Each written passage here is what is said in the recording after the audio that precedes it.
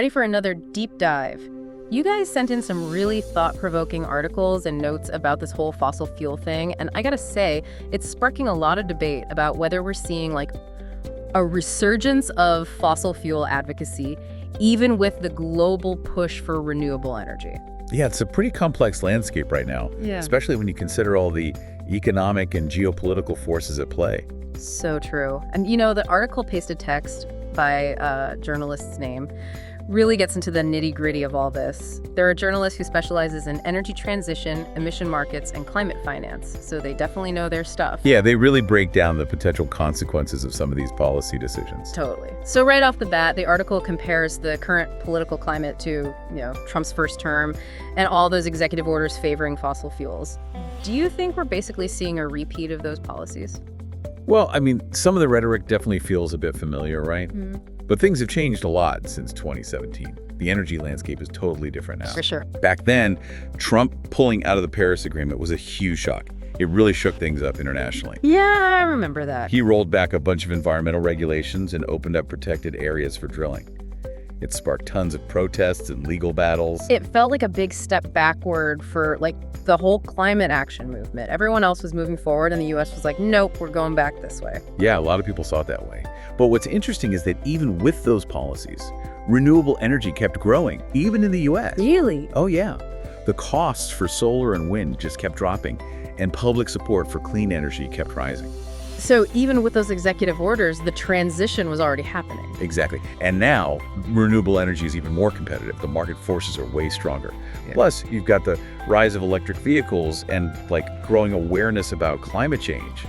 It's a whole different ballgame now. Okay, so if things are so different now, why is the article still sounding the alarm about these new pro-fossil fuel policies? Well, the author's point is that even though these policies might not have the same impact as they did back in 2017, they still send a kind of a risky message to the rest of the world.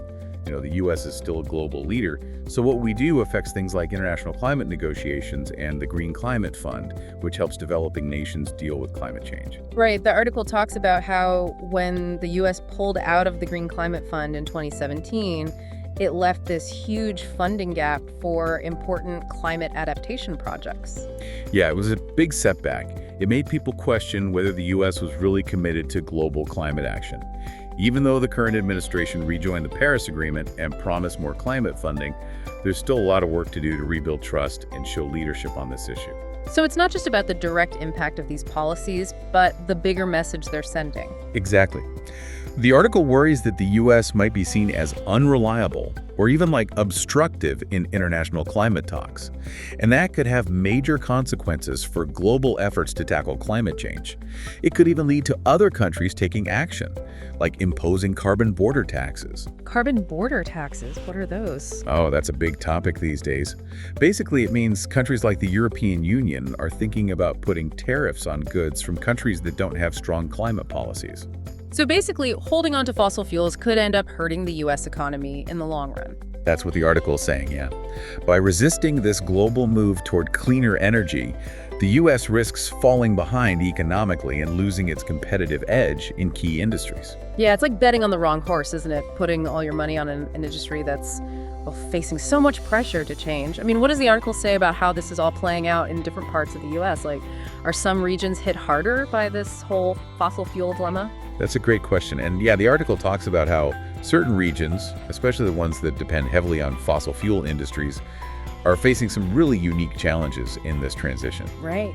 Makes sense. I mean, a lot of these communities have built their entire economies around these industries. Yeah. For generations.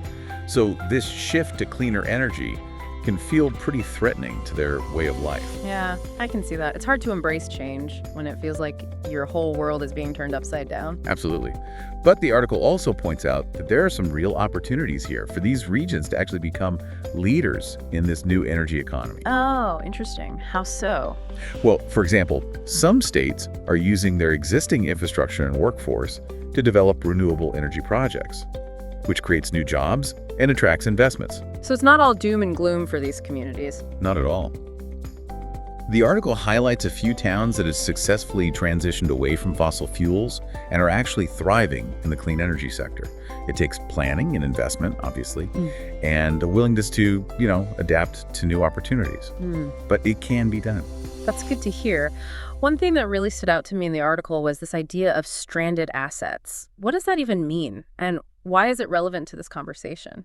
Sure. So stranded assets basically refer to investments, things like pipelines and power plants, that lose their value way sooner than expected because of changes in the market or government regulations. Got it. In the context of energy transition, this means that all that infrastructure built for fossil fuels could become obsolete as the world moves towards cleaner energy sources. So companies that have a lot invested in fossil fuel infrastructure could be facing some serious financial losses. Exactly.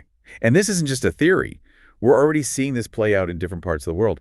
As demand for fossil fuels drops and the cost of renewables keeps falling, those investments in traditional energy infrastructure become riskier and riskier. Makes you wonder if doubling down on fossil fuels now is just kicking the can down the road, right? And potentially making the economic consequences even worse later on. Yeah, that's a key takeaway from the article. It argues that resisting the energy transition is only going to make the adjustment more painful and costly in the long run. The article also talks about how the U.S. is at risk of falling behind in the global clean energy race, especially compared to China. Can you talk about that a little bit more? Right, that's a crucial point. While the U.S. has been, debating about fossil fuels, China has been pouring money into renewable energy and green technology. They're now the world leader in things like solar panel manufacturing, electric vehicle production, and battery technology. So while we're stuck in the past, they're sprinting towards the future. In a lot of ways, yeah. The article suggests that this could have serious consequences for the U.S., both economically and geopolitically. As global demand for clean energy technologies keeps growing, the U.S. might miss out on a huge economic opportunity if we don't catch up. Oof, sounds like a classic case of missing the boat. It definitely raises some questions about America's long-term competitiveness in a world that's becoming more and more focused on sustainability and clean energy. The article's point is that instead of trying to revive a dying industry, the U.S. should be investing in the technologies of the future. Right, that makes a lot of sense. But I'm sure there are also strong arguments in favor of sticking with fossil fuels, at least for now, right? I mean, it's not like we can just flip a switch. Absolutely. The article acknowledges that fossil fuels still play a big role in the global energy mix and that this transition is going to take time and careful planning. There are valid concerns about things like energy security, affordability, and the potential impact on jobs, especially in communities that rely on these industries. So it's not a simple issue then, like good guys versus bad guys. Not at all. It's a super complex web of economic, political, and social factors. The article encourages readers to really think critically about all the different perspectives here and to have, open and honest conversations about how we can make this transition work for everyone. Okay, so it sounds like it's more about finding common ground than choosing sides. Exactly. The article emphasizes the need for collaboration between the government, industries, and communities to come up with a solid strategy that makes sure this transition to a cleaner energy future is smooth and equitable. That sounds like a tall order. But with all the potential benefits, it seems like it would be worth the effort, don't you think? That's the point the article's making, yeah. It acknowledges that the transition isn't going to be easy, but by working together, we can create a more sustainable, prosperous, and fair future for all. Yeah, I mean, it's a lot to wrap your head around for sure. This whole energy transition thing, it's pretty massive when you think about it. Yeah. It really is. And one of the things that struck me in the article is, this transition might actually be happening faster than we realize. Like, it's being driven by market forces and policy changes kind of working together. So even if, some policymakers are kind of dragging their feet, the momentum is still building. Exactly. Think about it. A lot of utilities are making choices based on, what makes economic sense and what their customers want. Right. And renewables are just, cheaper in a lot of cases these days. Plus, there's this growing public support for clean energy solutions. And a lot of states are, implementing their own climate policies and mandates. So it's like a double whammy. You've got the market pulling in one direction and policy pushing in the same direction. Exactly. And as this keeps going, it's going to be harder and harder for fossil fuel companies to compete. Right. They could end up stuck with those stranded assets we talked about. Yeah. And their profits are going to keep shrinking. So it might actually speed up their own decline. It's like It's like trying to sell flip phones when everyone's already moved on to smartphones. Exactly. Perfect analogy. And this brings us right back to that main point of the article, The energy transition is happening, whether we like it or not. Yeah. And the decisions we make now are going to determine whether we're riding that wave or getting crushed by it. So, okay, but what does all this actually mean for, regular people? What can we do to deal with all this? Right. That's the big question. The first step is, awareness, right? Understanding what's happening, the challenges, the opportunities, and what our choices might lead to. That's what's so great about these deep dives. They give people the information they need to make informed decisions. Yeah, knowledge is power. Totally. Yeah. But it's not enough to just know about it. We have to actually do something with that knowledge. Okay, so what can we do? It can be a lot of things, like supporting policies that promote clean energy, making sustainable choices in our own lives. The little things we do every day, even just talking to friends and family about this stuff. It all adds up. Like choosing renewable energy for our homes. Yeah. Or driving electric cars. Yep. Or just using less energy in general. Exactly. And don't underestimate how powerful your voice can be. You can get involved in discussions online. Advocate for change in your community.